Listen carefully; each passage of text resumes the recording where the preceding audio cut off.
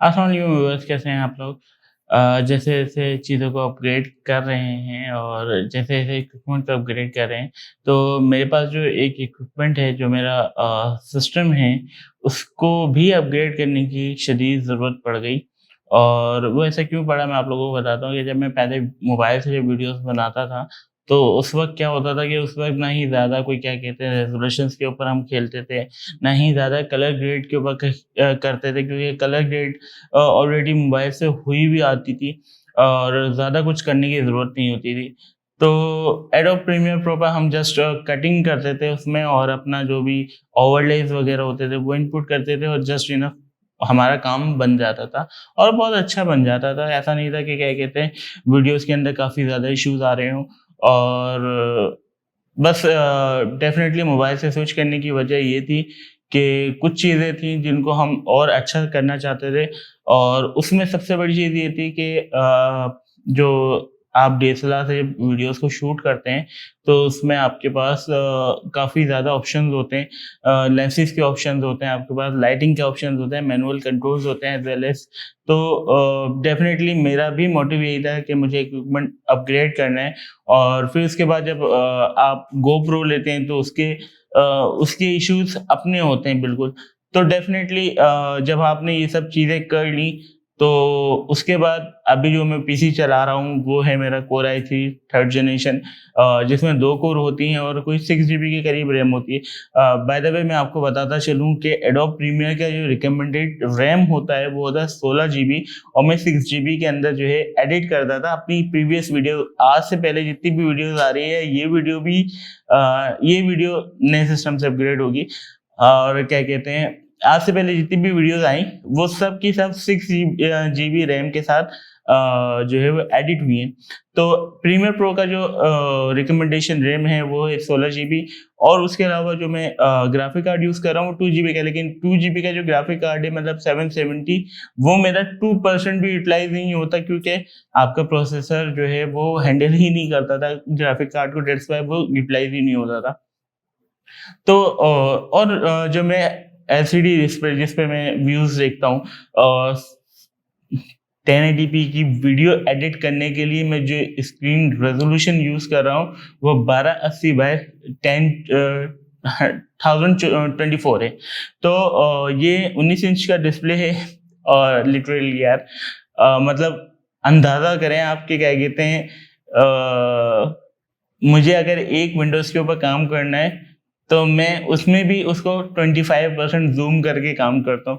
तो ये मैं एडिटिंग के अंदर ज़ाहिर-सी बात है मेरे को थोड़ी-सी मुश्किलात थी, जिसकी वज़ह से मैं बहुत सारी जो वीडियो में ख़ामियाँ थी उनको मैं नज़रअंदाज़ भी कर देता था, क्योंकि जब आप खराब सिस्टम के ऊपर बैठे होते हैं तो उस वक़्त होता क्या है कि उस वक़्त होता ये है कि आप जो है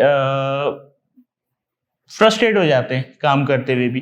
तो मैं भी फ्रस्ट्रेट हो रहा था, क्योंकि मुझे पता था कि वीडियो में ये चीज़ें यहाँ-यहाँ खामियाँ हैं, लेकिन मैं उसको पूरा नहीं कर सकता था क्योंकि मेरे पास लिमिटेशन इतनी ज़्यादा थी कि मैं अगर एक प्रोजेक्ट को खोलता था लिमिटेड काम करने के लिए, तो उसमें मुझे तकरीबन जो है घंटा सवा घंटा लगता था एडिट एंड रेंडर निकालने के लिए। और अगर मैं आपको बताऊँ कि मैंने 4K वीडियोज़ भी एडिट एंड रेंडर निकाली हैं और मेरे चैनल पे 4K वीडियोज़ भी हैं, तो वो भी डेफ़िनेटली इसी सिस्टम के तवस्सुल से हुई। लेकिन मैं चाहता था कि मैं अपना सिस्टम अपग्रेड करूँ और मैं पिछले 1.5 से 2 महीनों से जो है एक जो है मार्केट स्टडी में लगा हुआ था कि कौन-सा सिस्टम मुझे बनाना चाहिए।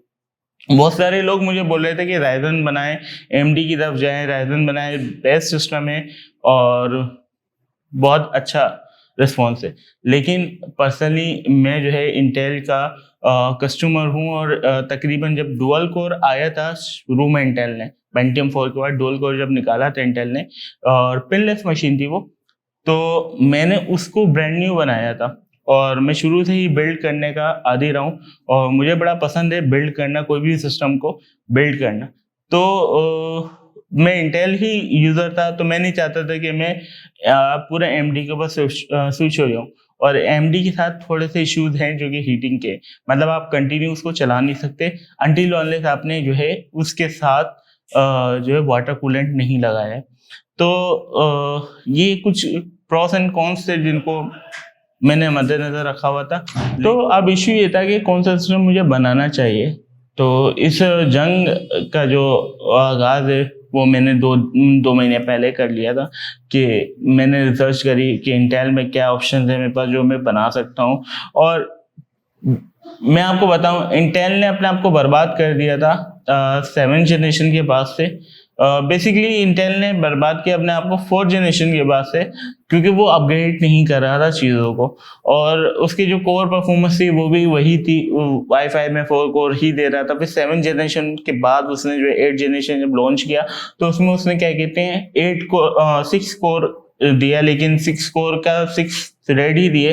तो ये इंटेल के साथ थोड़ा सा डाउनफॉल चल रहा था, और मैंने देखा भी कि इंटेल की सारी जनरेशंस को मैंने अच्छी तरीके से मैप किया। और बेसिकली मुझे इन्वेस्टमेंट करनी थी, लेकिन इन्वेस्टमेंट फ्यूचर प्रूफ होनी चाहिए थी, कम से कम फ्यूचर प्रूफ इस लिहाज से कि मैं 1-2 साल तो जो है इस सिस्टम के साथ रह सकूं।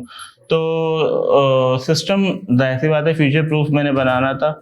तो मैंने फाइनली जो है फिर डिसाइड कर लिया है कि मैं जाऊंगा इंटेल के साथ, और इंटेल के साथ मैं जाऊंगा और इंटेल का मैं बनाऊंगा लेटेस्ट जनरेशन, और कोशिश करूंगा कि ये बिल्ड मैं खुद ही असेंबल करूं, क्योंकि मैं नहीं चाहता कि मैं दूसरे किसी से असेंबल करवाऊं। आफ्टर ऑल मैं बिल्ड बना सकता हूं, और मेरा जो बेसिक प्रोफेशन है वो आईटी से रिलेटेड, तो डेफिनेटली मैं अपनी ही बिल्ड बना सकता हूं। तो मैंने सारे कंपोनेंट मंगा लिए हैं और हम बिल्ड बनाएंगे। लेकिन मैं आप लोगों को बताते चलूं कि इस वीडियो में हम बिल्ड नहीं बनाएंगे। बेसिकली ये एपिसोड 1 है। एपिसोड 2 में हम जो है बिल्ड को कंप्लीट करेंगे और आप लोगों के साथ दिखाएंगे कि बिल्ड दिखने में कैसी है। मैंने बहुत सारी चीज़ों को कॉम्प्रोमाइज़ नहीं करा है, मतलब जो चीज़ें बिल्कुल ब्रांड न्यू चाहिए थी वो मैंने ब्रांड न्यू मंगाई हैं, और जो चीज़ें मैं यूटिलाइज कर सकता था मैंने उसको यूटिलाइज करा है। आफ्टर ऑल मुझे बजट फ्रेंडली भी रहना है। तो बस सिस्टम की बिल्ड का जो एपिसोड 2 है वो भी इंशाल्लाह जल्द ही आ जाएगा, 1 से 2 दिन के अंदर ही आ जाएगा, क्योंकि वो बिल्ड भी कंप्लीट हो रही है। और वीडियो पसंद आए तो लाइक करें, चैनल को सब्सक्राइब नहीं कर रहा तो चैनल को सब्सक्राइब कर लीजिए, बेल आइकन को प्रेस करना मत भूलिएगा। स्टे ट्यून्ड, अल्लाह हाफिज़।